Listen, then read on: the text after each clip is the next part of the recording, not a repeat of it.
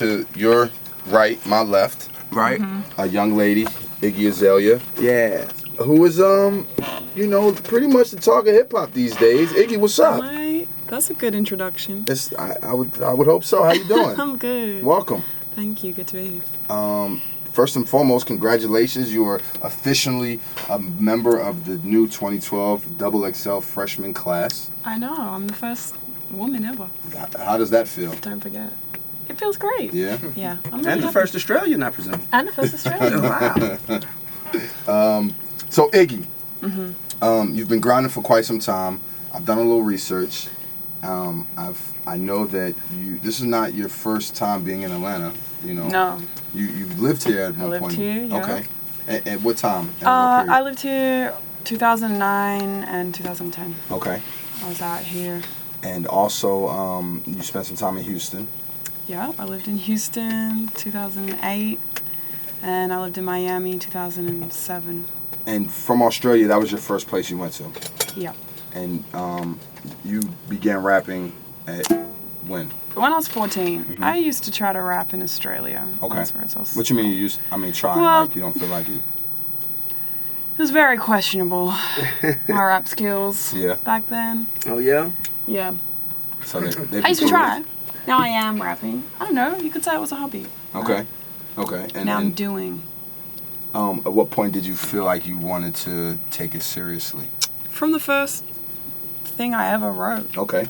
I like to do things wholeheartedly. You know what I'm saying? Mhm. I went to a cypher. I got booed, and I was like, man. In Australia. This Yes. sucks. And what? No, I wasn't like this sucks. Actually, I was like, fuck them. They don't know what they're missing. I'm going to come back and I'm going to kill this shit. And I kept coming back for years and years and years. Not to the same spot, but I kept trying until I got better. And now I'm achieving. Okay. I didn't give up. What made you first want to go to Miami when you came to the States? I had a friend in Australia who had some family out there. And that was the only city where I really knew anybody who knew anybody. Mm-hmm. So I chose Miami. Also, there is an auto engineering school down there, and it is, the headquarters are in Australia, in a town right by my town, and I wanted to try to get my GED and maybe go to this audio engineering school so that I could learn how to engineer myself, because I didn't have any money to be in studios and nobody would let me in because I sucked. So I thought to myself, let me go to Miami where I know somebody and let me try to go to this school. School was too fucking expensive, and I didn't get my GED either. It took me like 2 years to get it. I did get it though, but by the time I got it, I was on some I other got mine shit. in prison. Where'd you get yours? Just around. I got it though. In an alley. Just found it. Is there a rap scene in Australia locally? Like, Some would argue yes, and some would argue no. okay. It depends who you ask. At this point, you're my only Somewhat. expert, so your opinion is all I have to go off. I think it depends what kind of rapper you are and what you're trying to do as to whether you can feel that you can prosper in Australia or not. And there is definitely, like Chip said about England, there's a glass ceiling in Australia too when it comes to that kind of thing. And unfortunately, I think that it's a little bit lower because it's not, hip hop isn't that popular compared to other styles of music. And I wanted to be up there with everybody that I saw on TV or in the videos on MTV. I wanted to be that caliber, and I didn't see that caliber of artist in my own country, and I thought, well, shit, let me go be over with those motherfuckers. I talked to Travis Porter. They said you used to be in the studio. You were really quiet. Yeah, because you know what? I didn't feel that it was my place to talk. I'm a loud person. Everybody here will tell you. I don't know. I don't know how to be quiet. But, you know, I am loud when I feel that I have something to back it up, and that is a time when I didn't have the content, and I'm not going to sit in the studio and tell you all about me or how great I am and have not a goddamn thing to back shit up with. So, yes, I was quiet. I was observing and taking notes. And she is definitely taking advantage of her ability to curse on the radio right now. I am. I'm sorry. I'm Australian. It's okay. I'm sorry. No, it's okay. If we need to edit, Listen, we'll edit. you will edit that. See? Do it. Iggy Azalea is here. Y'all know what it is. Gangsta Grill Radio. It's Hot 1079. Stay with us. What brought you and Iggy Azalea together? Well, see, this is the thing. Why? There's speculation on whether or not. You know what I'm saying? It is, it is still in the air. The jury's out on whether or not I called her and begged her for her involvement, or whether she called and begged me to be involved in her project. So, you know what I'm saying? Depending on who you ask. I'm gonna ask you first. So who are you gonna ask? Yeah. Okay. Well, we have two microphones here, so listen. we'll get one side and then get the other. This is what happened. And maybe the truth will come out. This is what happened. My phone rang, and it rang and rang and rang and rang and rang some more. And I looked at it, and there was a number. It had, you know how you get that number on your phone? It got like with the plus and like the 15 ones numbers and on it. I'm like, what is this? So I didn't answer it because I thought it was some people that I might not need to talk to. So anybody kept ringing and ringing and ringing. So I picked it up and I say hello. And he say hello. And I say, what's up? Who is this? And she say, it's Iggy. Iggy? What's up?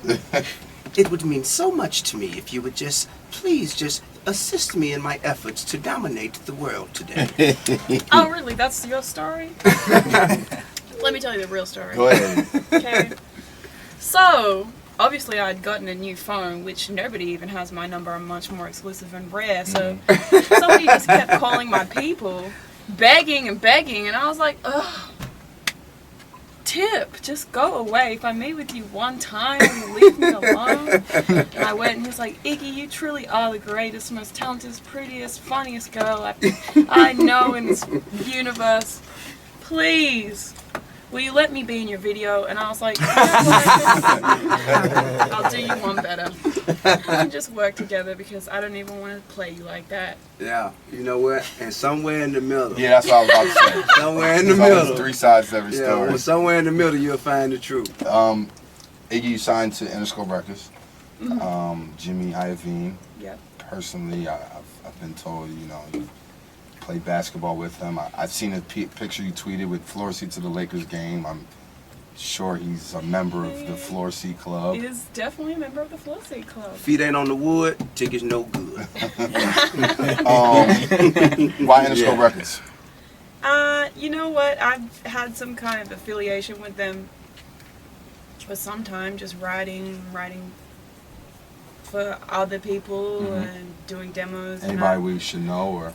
Nobody that you need to know. Okay. But I've grown to know just them and their staff, and to have more so than any other label a relationship with them and a friendship before they ever approached me as an artist. I spoke with a lot of other labels and Def Jam was a possibility. Definitely. I love everybody over at Def Jam, but at the end of the day, I just felt that I had a stronger relationship with Interscope, and we just kind of had more time under the belt, I guess you could say. So I went with who I felt was I don't want to say the safer choice, but it's kind of a marriage, and we have been dating for the longest. Just a proper fit. Yeah, it was just a good fit, and I love everybody over there. I see them every week for the last 2 years, so it just felt right. Did you, coming from Australia and coming here, did you expect to be where you are at this point, or did you see yourself doing it faster, slower? You know what, and I think everybody can probably attest to this. When you're trying to really reach your goal, you always think that you have just this next little step, just this next little bit. If I can make it through this, then I'll be on.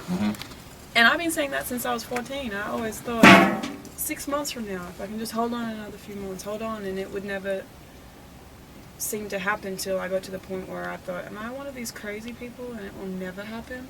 Am I auditioning on American Idol and I can't sing? And then she met me. No. See, trying to get in on my story again. What, you called for my video. What song do you think really, would you say, caught? It was Pussy, for sure. Okay. Nobody gave a fuck about me. Sorry, can I say that on the radio? Yeah, go ahead. Yep. Shit. Oh, damn. All the cuss words for you. Matter of fact, let's play that real quick, man.